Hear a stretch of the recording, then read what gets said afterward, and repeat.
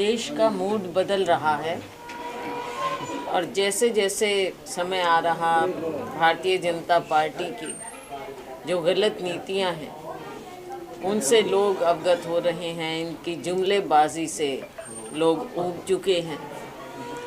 5 राज्यों का नतीजा जब आएगा आप देखेंगे कि भारतीय जनता पार्टी को जहां एक और नकारा जा रहा है, दूसरी ओर विकल्प कांग्रेस पार्टी ही नज़र आ रही है और इनका नतीजा भी आगे की दिशा देगा। और जब हरियाणा की बारी आएगी, 1 साल बचा है, तो महज 1 साल में ही आप देख लेंगे कि हरियाणा में भी कैसे बदलाव आएगा। उससे पहले लोकसभा चुनाव आना है और ये भी ज़रूरी है कि हम लोकसभा में भी भारतीय जनता पार्टी को इनकी असली जगह दिखाएं और हरियाणा के लोग इसके लिए भी तैयार हैं। कांग्रेस के समय में 450 रुपये के करीब था और इनके कुशासन में, भारतीय जनता पार्टी के कुशासन में ये 1100 से ऊपर चला गया। और जब 5 राज्यों का चुनाव आया तो इन्होंने उसमें 200 रुपया कम करके लोगों को दिखावा एक करके लोगों को फिर से बरगलाने का प्रयास किया। लेकिन लोग जान गए और शायद इन्हें भी एहसास हुआ। और हमने जब लोगों को राहत देने के लिए 500 रुपये का गैस सिलेंडर राजस्थान में किया, छत्तीसगढ़ में हमने 500 रुपये की सब्सिडी की बात की, तो इन्हें लगा कि अब आगे इनको भी करना चाहिए। और ये लोग जो कहते थे कि हम तो रेवड़ियाँ बांटते हैं, अब ये 450 रुपये वहाँ पे कहने लगे।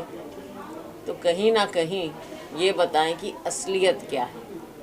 क्या केवल लोगों को रिझाने के लिए फिर से एक जुमला छोड़ा है इन्होंने? ये सच्चे मायने में करना चाहते हैं। क्यों नहीं और राज्यों में किया? क्यों नहीं यूपी में, गुजरात में या कहीं भी और किसी और राज्य में ये कर रहे जहां इनकी सरकारें हैं?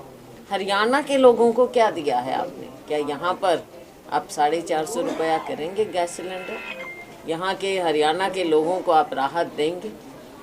क्या हरियाणा वासी जिन्होंने 2 बार भारतीय जनता पार्टी की सरकार बनाई, क्या इसका दोष आप हरियाणा के लोगों को देते रहेंगे? हरियाणा के लोगों से इतना भेदभाव क्यों है? यहाँ पर क्यों नहीं 450 रुपये का सिलेंडर मिल रहा? इस बात का जवाब भारतीय जनता पार्टी की सरकार को देना पड़ेगा, केंद्र की सरकार को भी देना पड़ेगा और राज्य की सरकार को भी देना पड़ेगा। देखिए, जब चुनाव हुआ 2019 का, तो जजपा ने चुनाव लड़ा था अलग से और इनके खिलाफ, भारतीय जनता पार्टी के खिलाफ चुनाव लड़ा। लेकिन अब सत्ता का कुछ भी कहिए, लोग कहिए, कैसे भी कहिए, सत्ता में भागीदार हो गए। आगे का कुछ मालूम नहीं है कि आगे क्या होगा, किस राज्य में क्या कर रहे हैं, कुछ मालूम नहीं। दिशाहीन पार्टियां हैं, दिशाहीन सरकार है। केवल सत्ता के कारण, सत्ता चलाने के लिए ये लोग एक साथ आए, लेकिन आगे हरियाणा के लोग इनकी इन बातों में नहीं आने वाले। और आप दोनों पार्टियों का नतीजा आने वाले समय में देखेंगे कि इन्हें कहीं सत्ता के नज़दीक भी हरियाणा की जनता नहीं आने देगी। भ्रष्टाचार चरम सीमा पर, लॉ एंड ऑर्डर का तो इतना बुरा हाल है, कानून व्यवस्था बिल्कुल ठप हो चुकी है। पानीपत के लोगों का भी क्या कसूर था? इन्होंने लोकसभा में भी जिताया, विधानसभा में इनका क्या कसूर था? आज यहाँ पर प्रशासन नाम की कोई चीज़ नहीं है और शासन नहीं है, प्रशासन नहीं है। कैसी सरकार चल रही है ये सरकार ज़्यादा दिन अब आगे नहीं चलेगी। 2 बार इनको मौका दिया, तीसरी बार इन्हें हरियाणा के लोग ना तो माफ़ करेंगे ना मौका देंगे। केंद्र में भारतीय जनता पार्टी की जो सरकार है, मोदी जी की सरकार है, और उसे जो कौन चला रहे हैं? केवल मोदी जी और माननीय गृह मंत्री जी अमित शाह जी।